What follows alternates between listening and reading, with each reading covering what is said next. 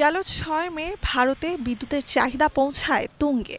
একদিনে ২৩৩ গিগাওয়াট বিদ্যুৎ ব্যবহার হয়েছিল সেদিন, যা ঠিক এক বছর আগের একই দিনে ছিল ২২২ গিগাওয়াটেরও কম। ভারতের বিদ্যুৎ মন্ত্রণালয় বলছে, প্রচণ্ড গরমে দেশ জুড়ে বেড়েছে শীতাতপ নিয়ন্ত্রণ ব্যবস্থার ব্যবহার।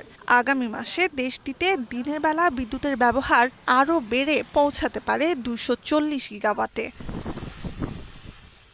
গ্রীষ্মের শুরুতেই ভারতের বড় অংশ দাবদাহের কবলে পড়লেও তুলনামূলক শীতল ছিল দিল্লি।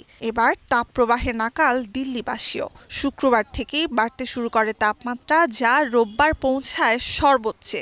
সেদিন দিল্লির নাজাফগড়ে তাপমাত্রার পারদ পৌঁছেছিল ৪৭.৮ ডিগ্রি সেলসিয়াসে।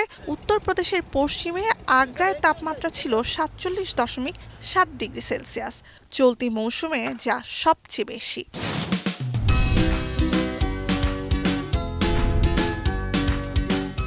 सुबह में आवे गए लगभग 5 साढ़े 5 बजे, 11 साढ़े 11 बजे लोग काम करेगा, उसके बाद छुट्टी करके अपना घर चले जाओगे, फिर अपना 3 बजे फिर हम आओगे, फिर अपना काम पे बढ़ेगा आगे। চরম আবহাওয়ার কারণে দিল্লিতে সর্বোচ্চ আবহাওয়া সতর্কতা হিসেবে কমপক্ষে 5 দিনের জন্য রেড অ্যালার্ট জারি করেছে আবহাওয়া বিভাগ। 11 মে থেকে 30 জুন পর্যন্ত সরকারি বেসরকারি সব স্কুল বন্ধ রেখেছে দিল্লি শিক্ষা অধিদপ্তর। অবলা প্রাণীদের গরমের কষ্ট কমাতে বিভিন্ন ব্যবস্থা নিয়েছে দিল্লির চিড়িয়াখানা কর্তৃপক্ষ। মধ্যপ্রদেশের উত্তর পশ্চিমাঞ্চল, গুজরাট, হরিয়ানা, চণ্ডীগড়, পাঞ্জাব, উত্তরপ্রদেশের পশ্চিমাঞ্চল, বিহার, সৌরাষ্ট্র, কুচ সহ ভারতের বিভিন্ন অঞ্চলের ওপর দিয়ে তাপপ্রবাহ বয়ে যাচ্ছে প্রায় এক সপ্তাহ ধরে। রাজস্থান আর হিমাচল প্রদেশের কিছু অংশেও গরমে নাকাল বাসিন্দারা। অন্তত আরও কয়েকদিন গরমের তীব্রতা কমার সম্ভাবনা নেই বলে জানিয়েছে আবহাওয়া বিভাগ। চলতি মাসে ৮ থেকে ১১টি তাপপ্রবাহ বয়ে যাওয়ার শঙ্কা রয়েছে।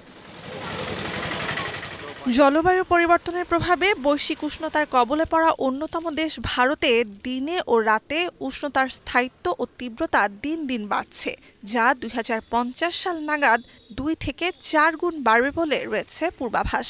দাবদাহ স্বাভাবিক সময়ের তুলনায় আগে শুরু হবে, বাড়বে সংখ্যা আর স্থায়িত্ব। সরকারি তথ্য অনুযায়ী ভারতে ১৯৯২ থেকে ২০১৫ সাল পর্যন্ত ২৩ বছরে তীব্র গরমে অসুস্থ হয়ে প্রাণ হারিয়েছে ২২,০০০-এর বেশি মানুষ। গবেষকদের দাবি, প্রকৃত সংখ্যা আরও বেশি। নুসহাত কামাল, এখন বিশ্ব।